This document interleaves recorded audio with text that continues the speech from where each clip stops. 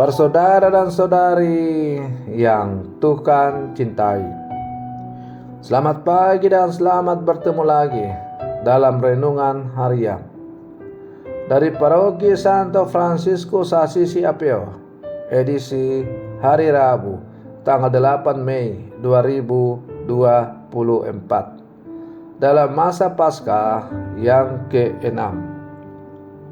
Mengawali hari yang baru ini, kita hendak mendengar dan merenungkan sabda Tuhan. Marilah sebelum kita mendengar dan merenungkan sabda Tuhan, kita berdoa. Dalam nama Bapa dan Putra dan Roh Kudus. Amin. Allah Bapa yang kekal dan kuasa, penuhilah kami dengan roh-Mu, agar kami merasa senang di dalam bait-Mu, agar merasa lega menjadi orang yang menyerupai Yesus Adam baru, Gembala dan pemimpin kami. Bersabdalah, ya Tuhan, kami siap mendengarkan. Terpujilah Engkau Bapa, Putra dan Roh Kudus, kini dan sepanjang segala masa. Amin. Para saudara dan saudari yang Tuhan cintai, sabda Tuhan yang hendak kita dengar dan kita renungkan untuk mengawali hari yang baru ini diambil dari Injil Yohanes pasal 16 ayat 12 sampai 17. Tuhan bersamamu. Inilah Injil suci menurut Yohanes. Dalam amanah perpisahannya, Yesus berkata kepada murid-muridnya, masih banyak hal yang harus katakan kepadamu, tetapi sekarang kamu belum dapat menanggungnya. Tetapi apabila Ia datang, yaitu Roh kebenaran, Ia akan memimpin kamu ke dalam seluruh kebenaran. Ia tidak akan berkata-kata dari dirinya sendiri, tetapi segala sesuatu yang didengarnya, itulah yang akan dikatakannya, dan Ia akan memberitakan kepadamu hal-hal yang akan datang. Ia akan memuliakan aku apabila Ia akan memberikan kepadamu apa yang Ia terima daripadaku. Segala sesuatu yang Bapa punya adalah kepunyaanku.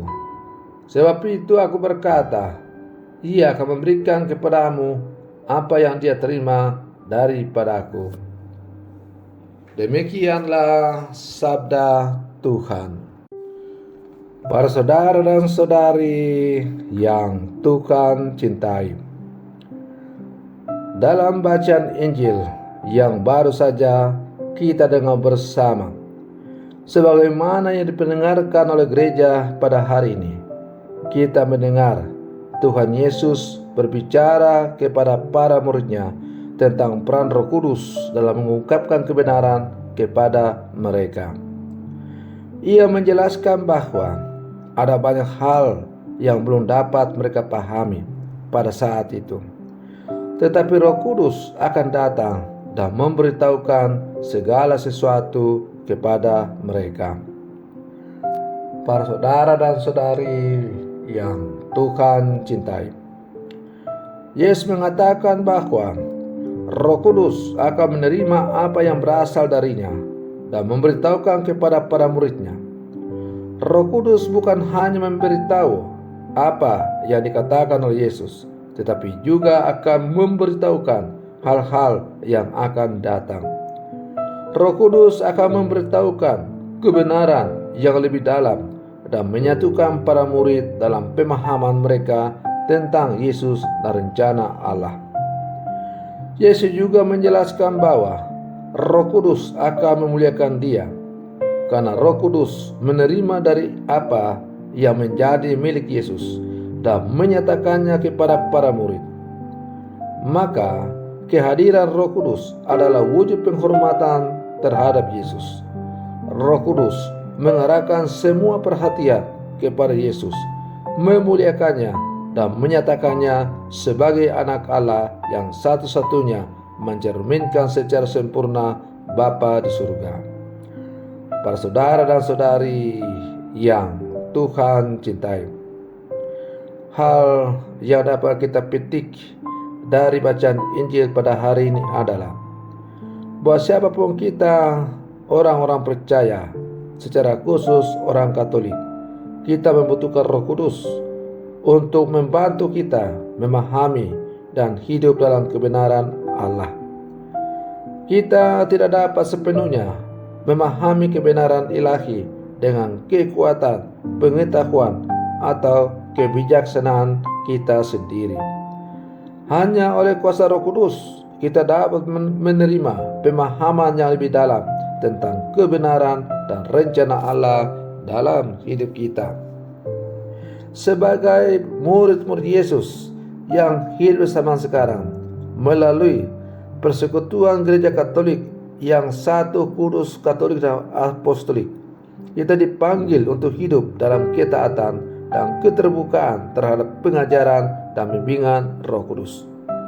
Kalau kita membiarkan Roh Kudus memimpin seluruh perjalanan hidup kita, Ia akan memberitahukan kepada kita segala sesuatu yang perlu kita ketahui untuk hidup kita yang berkenan kepada Allah.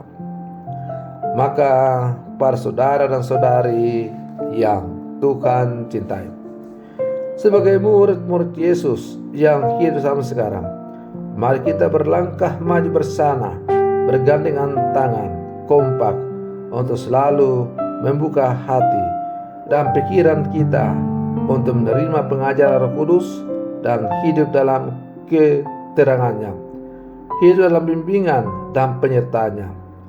Melalui Roh Kudus kita dapat memahami dan menghayati kebenarannya dan hidup dalam cara yang membawa kemuliaan bagi Yesus. Ketenangan dan keteguhan hidup kita terletak dalam kerinduan dan ketergantungan kita kepada Roh Kudus. Maka mari terus kita berlangkah maju bersama. Kita semakin membuka hati kita kepada bimbingan Roh Allah, Roh Kudus. Semoga pada akhirnya kita sungguh-sungguh mencapai sang sumber kebijaksanaan, sumber segala sumber kebijaksanaan ialah Allah sendiri melalui putranya Tuhan kita Yesus Kristus. Semoga permenungan saya untuk mengawali hari yang baru ini semakin menghantar kita menjadi murid-murid Yesus yang sejati. Selamat pagi, Tuhan Yesus memberkati.